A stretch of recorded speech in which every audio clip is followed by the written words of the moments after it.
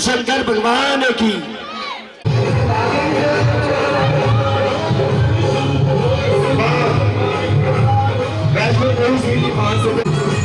वैष्णो मैया की जय। शेर बना दो।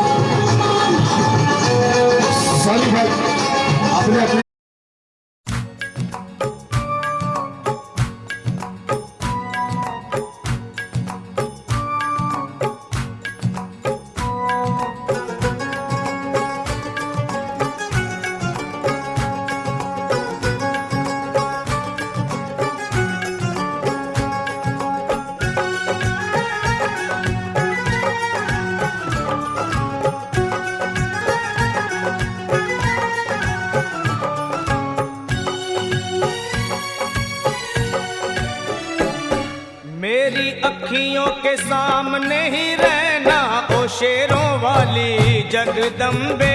मेरी अखियों के सामने ही रहना ओ शेरों वाली जगदम्बे। मेरी अखियों के सामने ही रहना ओ शेरों वाली जगदम्बे। मेरी अखियों के सामने ही रहना ओ शेरों वाली जगदम्बे। हम तो हैं चाकर मैया तेरे दरबार के। हम तो हैं चाकर मैया तेरे दरबार के। हम तो हैं चाकर मैया तेरे दरबार के। हम तो हैं चाकर मैया तेरे दरबार के।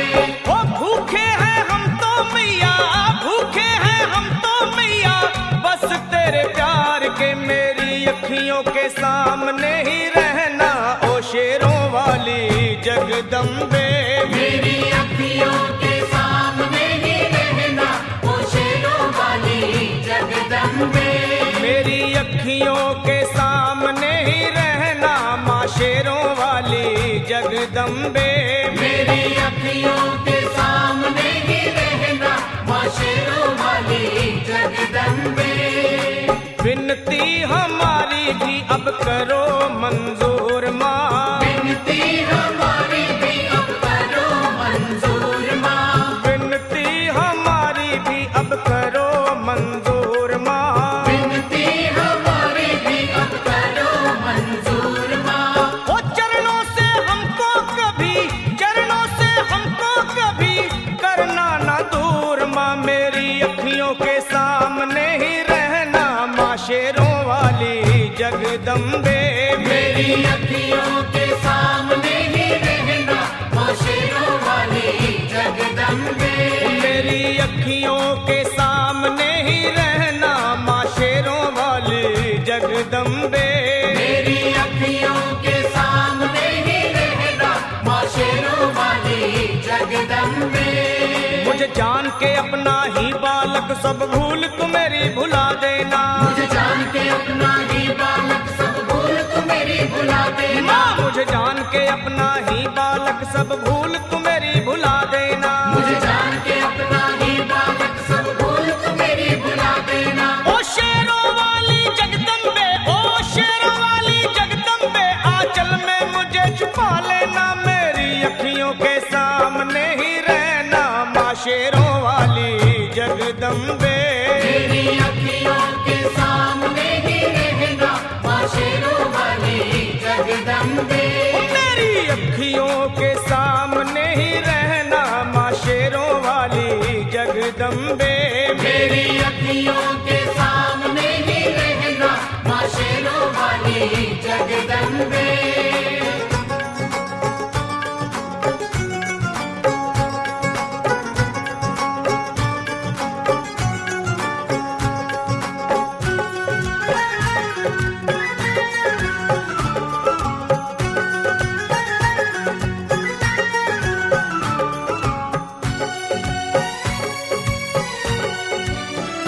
तुम हो शिव जी की शक्ति मैया शेरों वाली, तुम हो शिव जी की शक्ति मैया शेरों वाली, तुम हो शिव जी की शक्ति मेरे भोले की, ओ मेरे भोले की शक्ति मैया शेरों वाली। मेरे भोले की शक्ति मैया शेरों वाली। तुम हो दुर्गा हो अम्बे मैया तुम हो काली, तुम हो दुर्गा हो अम्बे मैया तुम हो काली। बन के अमृत की, ओ बन के अमृत की धार सदा बहना ओ शेरों वाली जगदम्बे।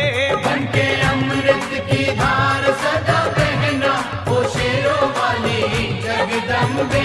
मेरी अखियों के सामने ही रहना माँ शेरों वाली जगदम्बे। मेरी अखियों के सामने ही रहना माँ शेरों वाली जगदम्बे। तेरे बालक को कभी माँ सबर आए, तेरे बालक को कभी माँ सबर आए, तेरे बालक को, हाँ तेरे बालक को मैया, तेरे बालक को कभी माँ सबर आए।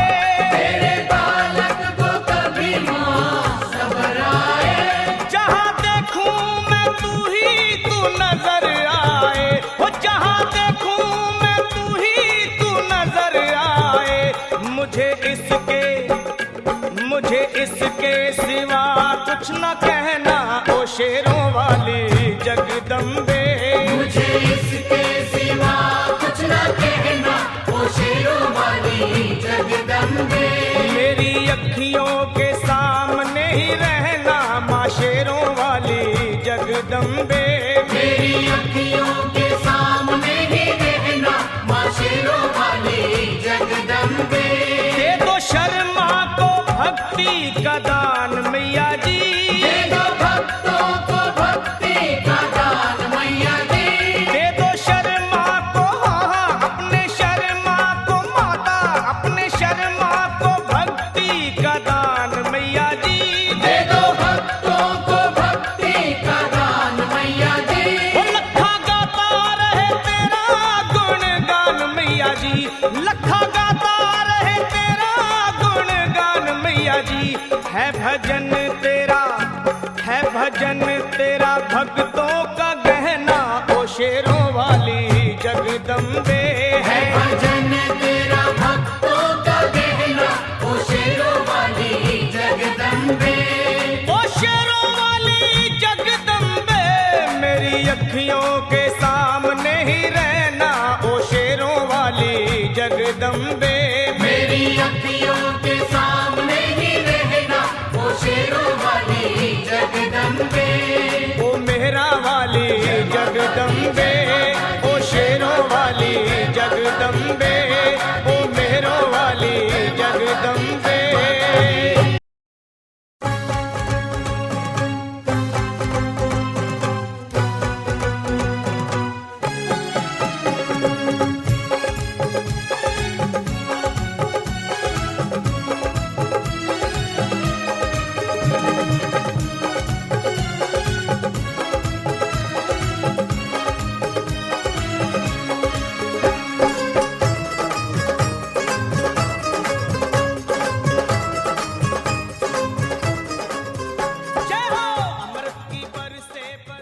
आरंभ करते हैं। एक राजा थे पंजाब प्रांत में, एक राजा थे जिनका नाम था स्पर्श। राजा के घर, राजा का राजपाट बहुत बड़ा था। राजा माँ की भक्ति किया करते थे, लेकिन राजा के घर कोई संतान नहीं थी। राजा बहुत दुखी रहते थे, चिंता में सूखते जा रहे थे। एक दिन राजा के दरबार में एक साधु आया। साधु ने राजा से चिंता का कारण पूछा तो राजा कहने लगा, महाराज मुझे चिंता इस बात की है कि मेरा इतना बड़ा राजपाट है, मगर इसे मेरे बाद चलाने वाला कोई नहीं है। मेरे मरने के बाद पता नहीं इस राज पे कौन शासन करेगा, प्रजा को दुखी रखेगा सुखी रखेगा, इसी बात की मुझे चिंता लगी रहती है। साधु कहने लगा, राजन चिंता मत करो, चिंता चिता से बढ़कर होती है। चिता मुर्दे को जलाती है और चिंता जिंदे को जलाती है। कन्या ने जन्म लिया है, कृपा करके आप इसकी कुंडली बनाओ और इसका नामकरण संस्कार करो। ब्राह्मणों ने उस कन्या की कुंडली बनाई और कहा, राजन यह कन्या आपके लिए बहुत शुभ है, यह कन्या आपके लिए बहुत शुभ है, क्योंकि तारों की छांव में हुई है, इसलिए हम इसका नाम तारा रखते हैं। राजा बहुत प्रसन्न हुआ। राजा ने खजाने खोल दिए, दान बांटने लगा, बधाइयां होने लगी। समय गुजरता गया, अपनी रफ्तार से राजा के घर दूसरी कन्या ने जन्म लिया और राजा ने फिर से ब्राह्मणों को बुलाया।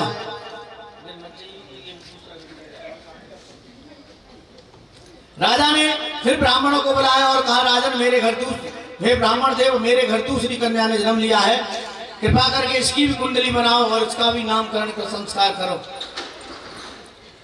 ब्राह्मणों ने उस कन्या की कुंडली बनाई और कहने लगे, राजन यह कन्या आपके लिए अशुभ है,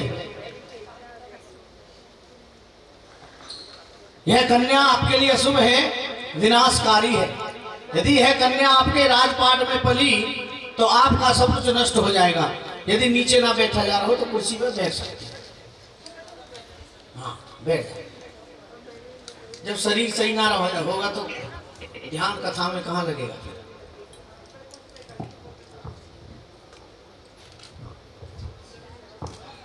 कहा, राजन यह कन्या आपके लिए अशुभ है, यदि आपके राज में यह कन्या आपके परिवार में पली तो आपका सब कुछ नष्ट हो जाएगा। राजा को क्रोध आया। राजा ने कहा, तो मैं इस कन्या को मार देता हूं, ना रहेगा बांस ना बजेगी बांसुरी। ब्राह्मण कहने लगे, राजन कन्या वध से बड़ा कोई पाप नहीं होता है, कन्यादान से बड़ा कोई दान नहीं होता है। हम आपको एक उपाय बताते हैं, एक सोने का बक्सा बनवाओ, उसमें इस कन्या को रखो और इतना धन रखो कि जिसको भी ये कन्या मिले उस दिन से लेकर के और इसके विवाह तक सारा खर्चा उस धन से हो जाए। इतना धन रखो और इसे गंगा में बहा दो।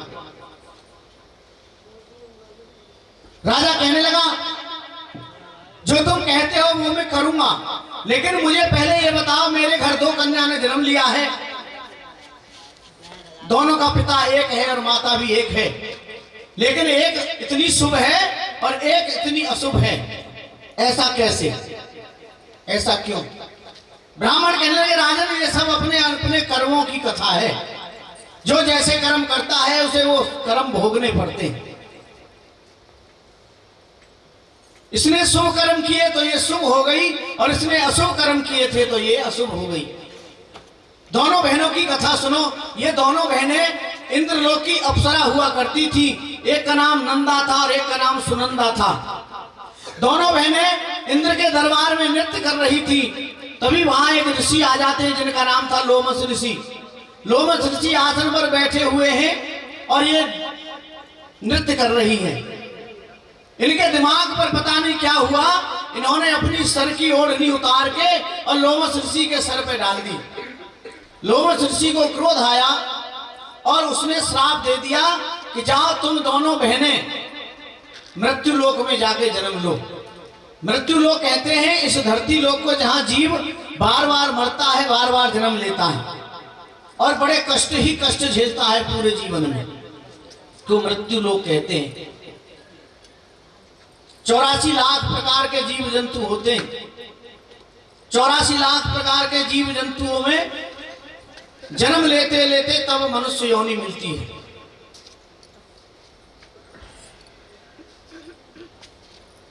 ब्राह्मण कहने लगे राजन इन दोनों कन्याओं ने एक ब्राह्मण के घर जन्म लिया मृत्यु लोक में। एक का नाम था हुआ छगन और एक का नाम था मगन। दोनों बहनों ने एकादशी का व्रत किया। एकादशी व्रत करती थी। बड़ी बहन ने छोटी से एकादशी के दिन कहा कि जा बाजार जा और कुछ व्रत खोलने के लिए लेकर के आ। छोटी बहन बाजार गई। उसने देखा एक ठेली पर चावलों से बना हुआ व्यंजन है जिसे हम बिरयानी बोल देते हैं। उसने एक दोना लिया और वहीं खा लिया। उसे भूख लग रही थी और एक दोना लेकर के घर आ गई। बड़ी बहन से कहने लगी ले मैंने तो व्रत बाजार में ही खोल लिया क्योंकि मुझे भूख लग रही थी और अब तू भी व्रत खोल ले। जब बड़ी बहन ने देखा कि चावल लेकर आई है तो उसे गुस्सा आ गया। कहने लगी तुझे पता नहीं है एकादशी के व्रत में चावल नहीं खाते हैं। एकादशी के व्रत में जो भी चावल खा लेता है उसे कीड़े मकोड़े खाने पड़ते हैं। इस जन्म में नहीं तो अगले जन्म में उसे ऐसा जन्म मिलेगा, ऐसी योनि मिलेगी जो वो कीड़े मकोड़े खाएगा। इसलिए मुझे गुस्सा है, मुझे क्रोध है कि तूने ऐसा पाप किया है, तो मैं तुझे श्राप देती हूं कि तू छिपकली हो जा। अगले जन्म में छिपकली बनेगी, कीड़े मकोड़े खाया करेगी। छोटी बहन रोने लगी, कहने लगी मुझसे भूल हो गई, तू मुझे क्षमा कर दे, तू मेरी बड़ी बहन है, मुझ पे दया कर। बड़ी बहन को दया आई। कहने लगी देख जो मैंने श्राप दिया है उसे तो मैं वापस नहीं ले सकती, क्योंकि एक बार जो मुख से निकल जाता है वो दोबारा वापस नहीं होता। लेकिन मैं तुझे इस श्राप को काटने का एक वरदान दूंगी जो दूसरों के भलाई के लिए, दूसरों के प्राण बचाने के लिए, जब तू अपने प्राणों का बलिदान देगी तो छिपकली की योनि से मुक्त हो जाएगी। ऐसा वरदान बड़ी बहन ने छोटी को दिया। एकादशी के व्रत के प्रभाव से बड़ी बहन दोबारा से स्वर्गलोक की अप्सरा हो गई और छोटी बहन छिपकली बन गई। समय गुजरता गया, द्वापर युग आया। द्वापर युग में कौरव और पांडवों में जुआ खेला गया। पांडव कौरवों से अपना सब कुछ हार गए जुए में। एक समझौता हुआ, उसमें कौरवों ने पांडवों को 12 साल का वनवास दिया, एक साल का अज्ञातवास दिया। इन 12 वर्ष के वनवास में पांडव जिस वन में जाके अपनी कुटी बना लेते हैं वो वन सूखने लगता है। जिस तालाब का पानी पीते हैं वो तालाब सूखने लगता है। एक वन सूखा, दूसरा वन सूखा, वन सूख जाता है तो उस वन को छोड़ देते हैं, दूसरे में जाते हैं, वो भी सूख जाता है। पांडव बड़े दुखी हैं क्योंकि पांडवों के ऊपर शनि की 7.5 चल रही है। जो भी करते हैं उसमें उल्टा ही होता है। पांडव दुखी हैं। कि हमारे कारण रहने इस वन में रहने वाले जीव जंतु भी कष्ट में हैं, दुख में हैं, क्योंकि वन सूख जाता है, पीने का पानी नहीं मिलता है, वो भी हमारे कारण। क्या करें? तभी वो कृष्ण भगवान को याद करते हैं। श्री कृष्ण गोविंद हरे मुरारे, हे नाथ नारायण वासुदेवा। श्री कृष्ण गोविंद हरे मुरारे, हे नाथ नारायण वासुदेवा। श्री कृष्ण गोविंद हरे मुरारे, हे नाथ नारायण वासुदेवा। श्री कृष्ण गोविंद हरे मुरारे, हे नाथ नारायण वासुदेवा। पितुमात स्वामी सखा हमारे, हे नाथ नारायण वासुदेवा। श्री कृष्ण गोविंद हरे मुरारे, हे नाथ नारायण वासुदेवा।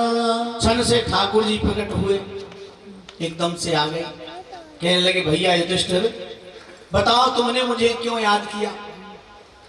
युधिष्ठिर महाराज कहने लगे कि प्रभु, इन तीनों लोकों में, तीनों कालों में ऐसा क्या है जो आपको पता नहीं है? आप सब कुछ जानते हैं, आप अंतर्यामी हैं, पूछते हो तो फिर भी सुनो। हम जिस वन में ठहरते हैं वन सूख जाता है, जिस तालाब का पानी पीते हैं वो तालाब सूख जाता है, हम बड़े कष्ट में हैं, हमारे कारण वन में रहने वाले जीव जंतु भी कष्ट में हैं। हे नाथ, इस कष्ट का कोई निवारण तो होगा, हमारा कष्ट दूर कैसे होगा? आप हमें बताएं, हमारा मार्गदर्शन करें। ठाकुर जी कहने लगे कि भैया इसका एक ही उपाय है, आप एक यज्ञ करो इस वन में, और यज्ञ करो और सभी ऋषि मुनि देवी देवता गंधर्व किन्नर सबको बुलाओ और सबको प्रसाद खिलाओ, तो आप शनि की 7.5 से मुक्त हो जाओगे। युधिष्ठिर जी ने अपने भाइयों को आदेश दिया कि जाओ नगर नगर गांव गांव जाओ, मेहनत करो, मजदूरी करो और धन इकट्ठा करो, जिससे हम एक यज्ञ कर सकें। पांडवों ने धन इकट्ठा किया और यज्ञ का दिन निश्चित कर दिया। सभी ऋषि मुनियों को, गंधर्वों को, देवी देवताओं को निमंत्रण दिया गया। यज्ञ का दिन आया, सभी यज्ञ में सम्मिलित होने के लिए आने लगे। एक ऋषि थे दुर्वासा ऋषि, जो बहुत क्रोधी थे। पांडवों से भूल हो गई, उन्होंने दुर्वासा ऋषि को निमंत्रण नहीं दिया। जब दुर्वासा ऋषि को पता चला कि पांडवों के यहाँ यज्ञ है और मुझे निमंत्रण नहीं दिया है, तो दुर्वासा ऋषि ने प्रण किया कि मैं पांडवों से इस जो उन्होंने मेरा अपमान किया है इसका बदला लूंगा। और एक बाज का रूप धारण कर लिया और मरे हुए सांप को अपने पंजे में दबाया और वहीं पहुंच के जहां यज्ञ हो रहा था। एक पेड़ के नीचे हलवाई खीर बना रहे थे यज्ञ के लिए, प्रसाद के लिए। बस पेड़ के ऊपर उस सांप को अपने पंजे में दबा के दुर्वासा ऋषि बाज का रूप धारण करके मडराने लगे कि जैसे ही हलवाई यहां से हटेगा मैं इस सांप को खीर में डाल दूंगा और सभी जो खाएगा वो मर जाएगा और इस प्रकार मेरा बदला पूरा होगा। बोलो सच्चे दरबार की। ऐसा ही हुआ। हलवाई वहां से किसी कारण से हटा और मौका पाते ही दुर्वासा ऋषि ने सांप को खीर में डाल दिया। बोलो सच्चे दरबार की। किसी ने भी नहीं देखा। जागरण बहुत होते हैं, सभी कथाएं भी सुनते हैं, सभी को पता है। किसने देखा? छिपकली ने देखा। उस पेड़ पर वही छिपकली रहती थी जो श्राप से छिपकली बन गई। उसने देख लिया और वो सोचने लगी कि जो भी इस खीर को खाएगा वो मर जाएगा, मैं इनकी जान कैसे बचाऊं। पेड़ पर ऊपर नीचे दौड़ने लगी। इधर पूर्ण आहुति हुई।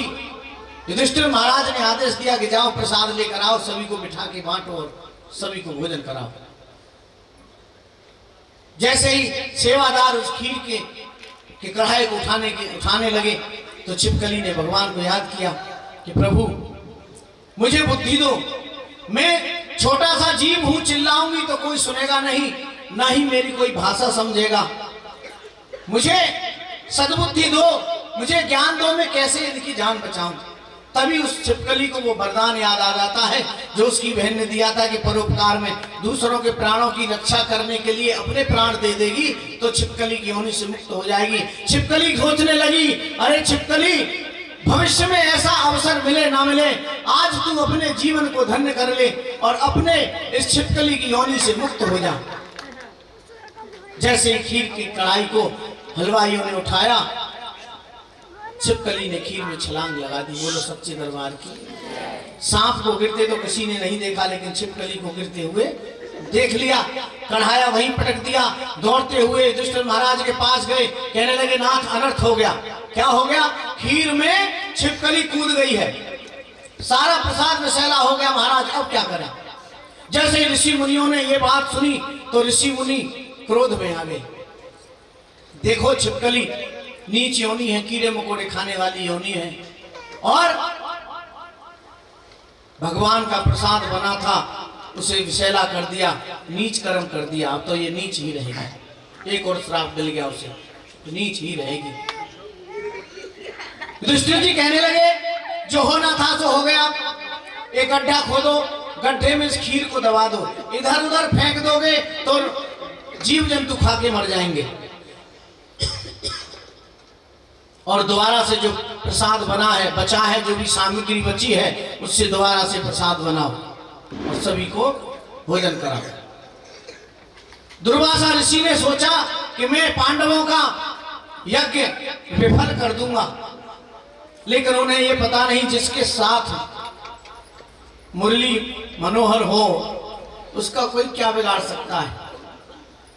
ठाकुर जी पांडवों के साथ हैं तो दुर्वासा ऋषि क्या बिगाड़ सकते हैं पांडवों का। दोबारा से प्रसाद बनाया गया। युधिष्ठिर महाराज कहने लगे गड्ढा खोदो, खीर को दबा दो। और जैसे गड्ढा खोदा गया, खीर को उसमें पलटने लगे तो उसमें सांप के हड्डियों का पिंजर निकला। छिपकली को सभी ने देखा, लेकिन सांप को गिरते किसी ने ना देखा। सभी बुद्धिमान थे, समझ गए, विचार करने लगे कि सांप को गिरते किसी ने नहीं देखा और छिपकली को गिरते देख लिया। इसका मतलब है कि छिपकली ने सांप को खीर में गिरते हुए देख लिया और हम सबकी जान बचाने के लिए हमारे सामने खीर में कूद गई, अपनी जान दे दी। कितना अच्छा कर्म किया छिपकली ने, और हमने इसको बुरा भला कहा। तो ऋषि मुनि भगवान से प्रार्थना करने लगे, हे प्रभु, हम जो तपस्या करते हैं,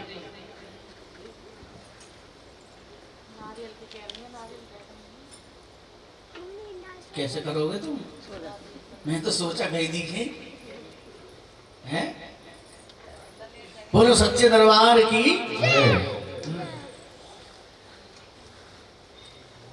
बोलो सच्चे दरबार की। कहाँ चल रही है जी कथा? सुन रही थी मैं, वैसे मैं देख रही थी, मुझे नारियल चढ़ा रहे थे। जहाँ खीर को गड्ढे में डाला था, वो देख लिए थे। सुन रही है। बोलो सच्चे दरबार की।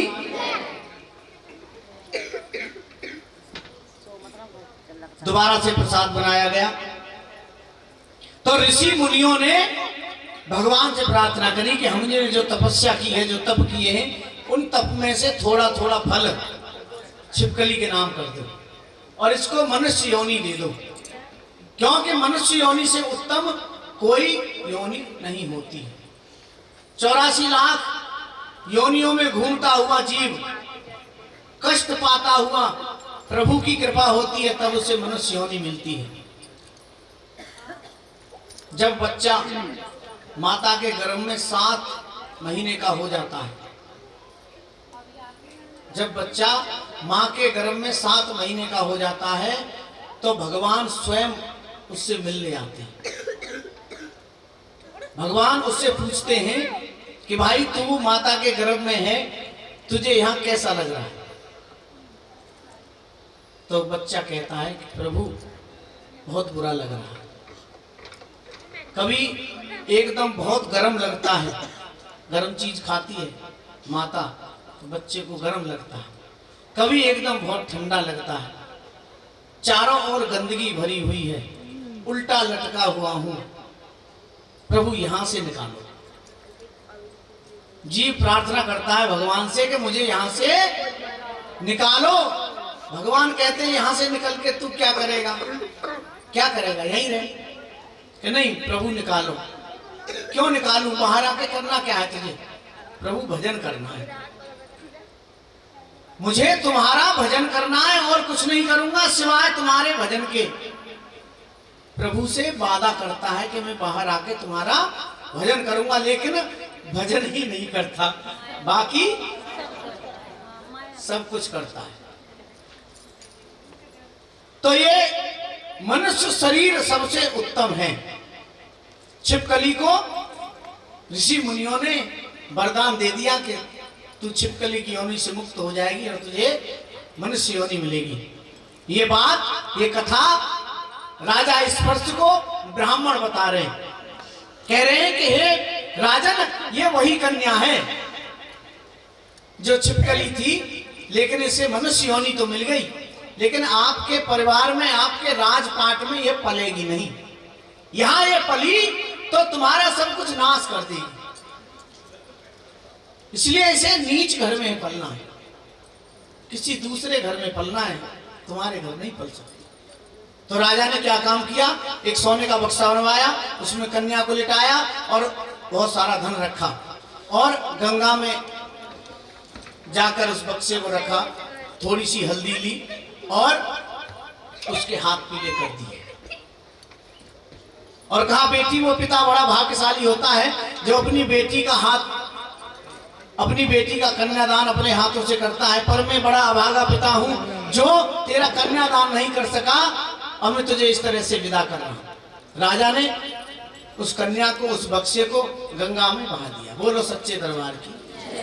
बक्सा बहते हुए पहुंच गया काशी नगरी। सवेरे सवेरे का समय था। एक पंडित जी नदी में स्नान कर रहे थे, तैरना जानते नहीं थे, इसलिए तट पर बैठकर लोटे से स्नान कर रहे थे। एक भील वहीं मछली पकड़ रहा था। जैसे ही बक्सा धीरे धीरे नदी में चला आ रहा है और पंडित जी की नजर पड़ जाता है। पंडित जी ने देखा सोने का बक्सा है और पंडित जी उस बक्से को लेने के लिए नदी में चले गए। बक्सा धीरे धीरे पंडित जी की तरफ आने लगा और जैसे ही पंडित जी ने बक्से को पकड़ने के लिए हाथ आगे किया तो बक्सा पीछे हट गया। पंडित जी ने 2 कदम आगे रख के फिर बक्से को पकड़ना चाहा तो बक्सा 4 कदम पीछे हट गया। बक्सा धीरे धीरे गहरे जल में पहुंच गया, पंडित जी की पहुंच से दूर हो गया। तैरना जानते नहीं थे, इसलिए वापस आ गए। बाहर आकर भील को बुलाया। भील दौड़ता हुआ आया। हाँ पंडित जी, इस बक्से को निकाल के ला। भील कहने लगा, पंडित जी महाराज, मेरा रोज का काम है, मैं जल्दी से मछली पकड़ लेता हूँ और जल्दी से मछली पकड़ के जल्दी से बाजार में बेच देता हूँ, तो मेरा रोज खाता हूँ, रोज कमाता हूँ, रोज खाता हूँ, मेरा परिवार पलता है। आज इस बक्से के चक्कर में मैं मछली नहीं पकड़ पाऊंगा, तो आज मेरा घर कैसे चलेगा। पंडित जी ने कहा, तू बक्सा निकाल के ला और इस बक्से में जो होगा वो तुझे दे दूंगा। भील तैरना जानता था, बक्से को निकाल के लाया। बक्सा खोला गया तो उसमें बड़ी सुंदर कन्या और धन। तो भील हाथ जोड़कर खड़ा हो गया कि पंडित जी, आपसे निवेदन है, बक्सा और धन तो आप ले लो, मुझे कन्या दे दो, क्योंकि मेरे संतान नहीं है। पंडित जी कहने लगे, ठीक है, तू कन्या ले जा। जैसे ही भील कन्या को लेकर चलने लगा तो पंडित जी ने उसे रोका और आधा धन भी उसे दे दिया कि ले इसका पालन पोषण तू इस धन से कर लेना। बोलो सच्चे दरबार की। और भील उस कन्या को लेकर अपने घर में आया। जैसे ही भीलनी ने देखा तो भीलनी भील से लड़ने लगी। भील की आदत थी कि गली मोहल्ले में किसी का हंसता खेलता बच्चा देखता था तो उसे गोदी में उठा के अपने घर ले जाता था। उसकी माँ आती थी और भीलनी से कहती थी, तू बांझ है, तुझे बच्चे खिलाने का शौक है तो पैदा कर ले। बुरा भला बोलती थी, ताना मारती थी, ये रोज का काम था। तो भीलनी कहने लगी, आज फिर तुम किसी का बच्चा लाए उठा के, इसकी माँ आएगी और मुझे बुरा भला कह के जाएगी। भील कहने लगा, नहीं, आज मैं किसी और का बच्चा उठा के नहीं लाया, आज तो गंगा मैया ने तेरी गोद भरी है, ये बच्चा तेरा है। भीलनी ने बड़े खुश होकर उस कन्या को अपनी गोदी में लिया तो कन्या रोने लगी, जोर जोर से रोने लगी। भीलनी के हाथ पैर फूल गए। भीलनी सोचने लगी ये भूखी है, हाल की कन्या है, और इसको मां का दूध ना मिला तो ये मर जाएगी, कुछ और खा नहीं सकती है, मैं इसे कैसे पालूंगी।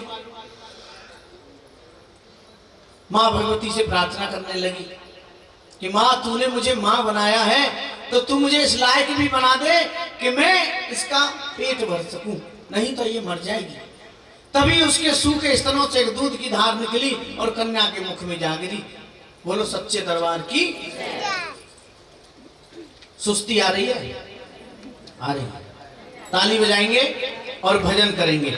आगे मैं गाऊंगा, पीछे आप गाओगे, तो सुस्ती दूर हो जाएगी। ताली बजानी है सबको। बोलो सच्चे दरबार की, बोलो सच्चे दरबार की। और दुर्गा है मेरी माँ, अम्बे है मेरी माँ, दुर्गा है मेरी, दुर्गा है मेरी माँ, अम्बे है मेरी माँ, बोलो जय माता की। आपको बोलना है जय हो। बोलो जय माता की। जो भी दर पे आए वो खाली ना जाए, सबके काम है करती, सबकी झोलियां भरती, हो मैया शेरा वाली, हो भर दे झोली खाली। दुर्गा है मेरी माँ, अम्बे है मेरी माँ, हो सारे जग को खेल खिलाए, हो सारे जग को खेल खिलाए,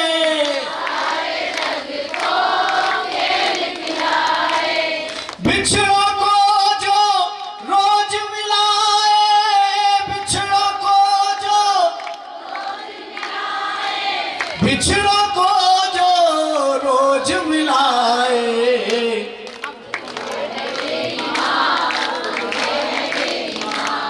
दुर्गा है मेरी माँ, हो पूरे करे अरमान जो सारे, हाँ पूरे करे अरमान जो सारे,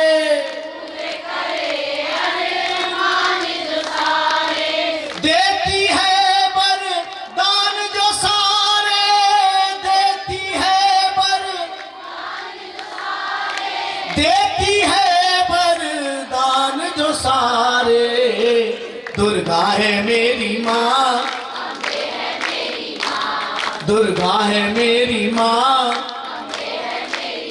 बोलो सच्चे दरबार की, बोलो सच्चे दरबार की। हाँ जी शर्मा जी, अब बताओ कथा कहाँ चल रही है? मैं तो सो रहा था।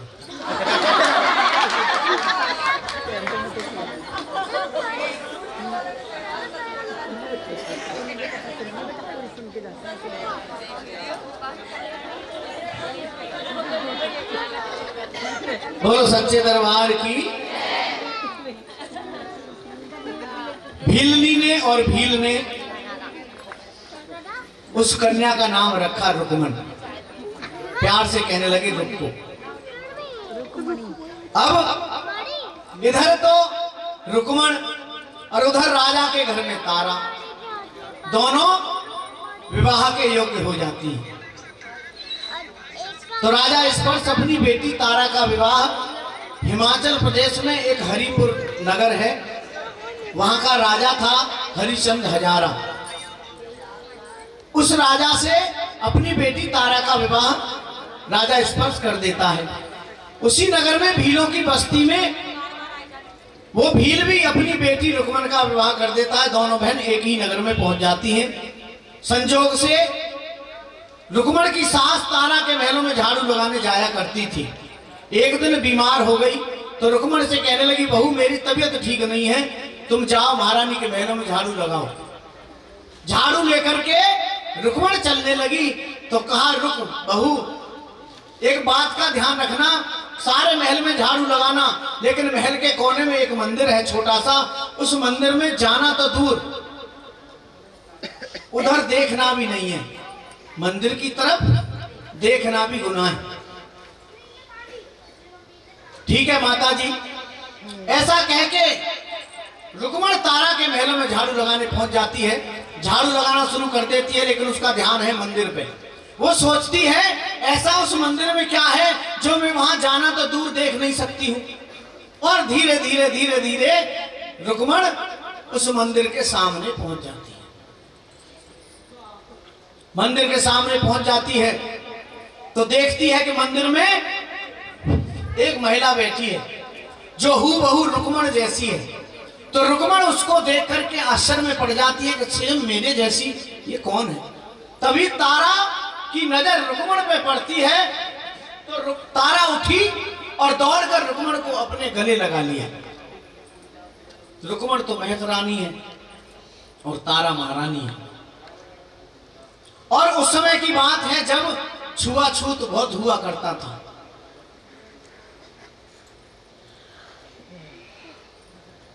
तो जब महारानी ने महत रानी को गले लगाया तो महत रानी को पसीना आ गया, थर थर कांपने लगी। सोचने लगी किसी ने देख लिया तो राजा मुझे मृत्यु दंड देगा। मेरी सास ने मना किया था कि उस मंदिर पर जाना नहीं, इसीलिए मना किया होगा कि ये राजा आज मुझे मरवा देगा। तो रुक्मण कांपने लगी। तो तारा कहने लगी कि डर मत, चिंता मत कर, तू नहीं जानती है लेकिन हम दोनों जन्म जन्मों से युगों युगों से बहने हैं। इस जन्म में भी हम और तू दोनों बहने हैं, चिंता मत कर। तो रुक्मण कहने लगी कि बहन, तुम कहती हो कि हम बहने हैं तो मैं तो मान लूंगी, लेकिन राजा नहीं मानेगा, न मेरी सास मानेगी, न मेरे पति मानेंगे, न कोई संसार में नहीं मानेगा कि एक महारानी महत रानी की बहन हो सकती है। तू मुझे मेरे हाल पे छोड़ दे। तो तारा ने रुक्मण से पूछा तेरे घर में और कौन है? तो रुक्मण कहने लगी मैं हूं, मेरी सास और मेरे पति हैं, बच्चा नहीं है। तारा ने कहा चिंता मत कर, तेरे भाग्य में यदि बच्चा होगा तो जरूर हो जाएगा। और रुक्मण अपने घर आ जाती है।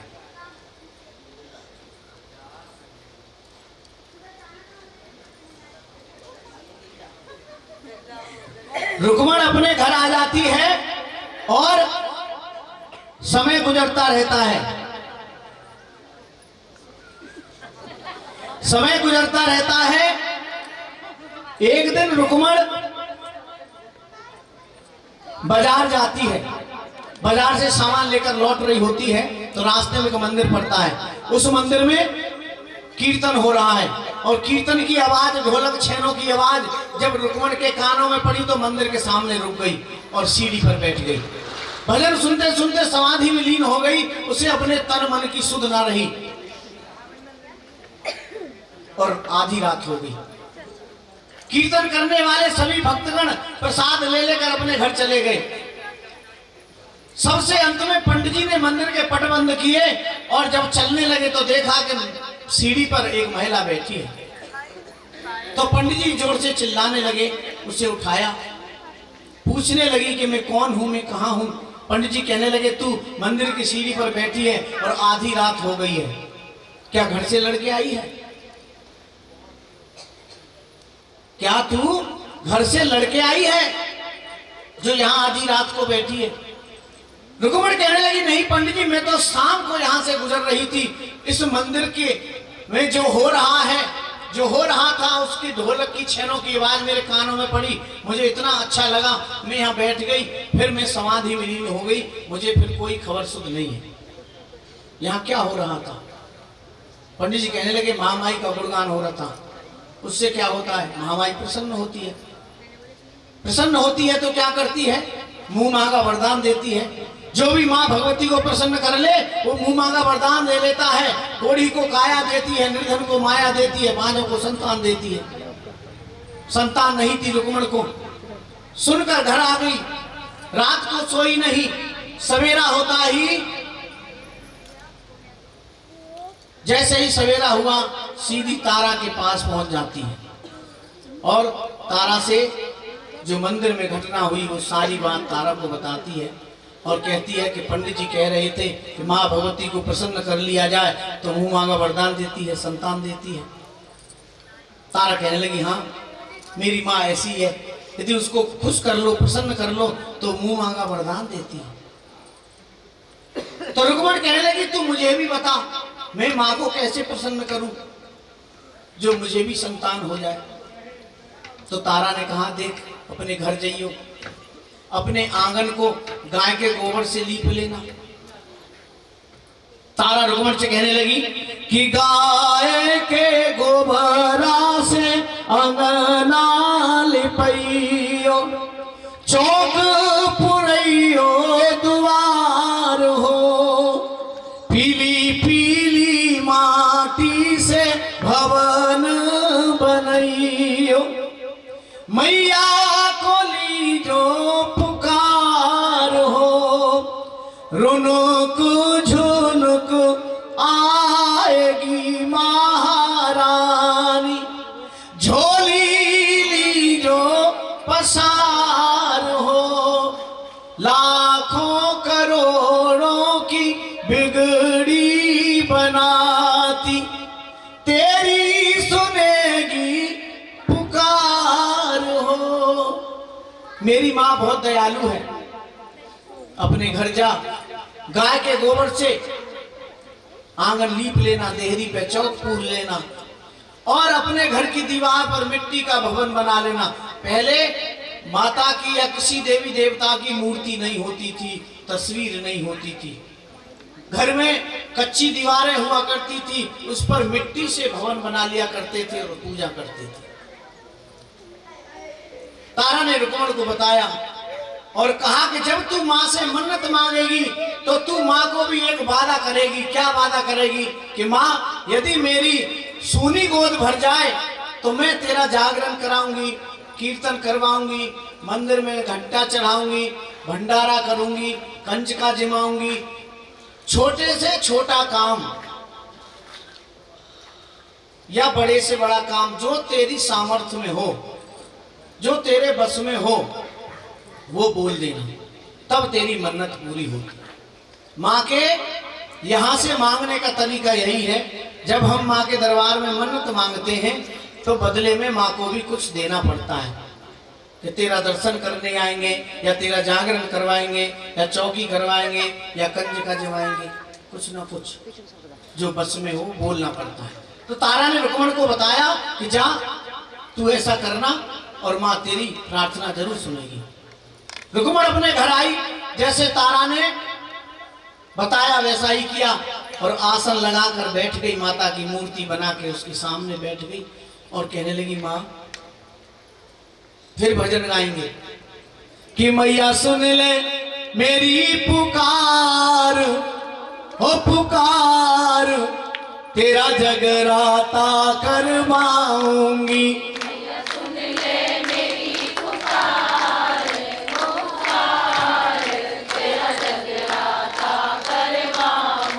हो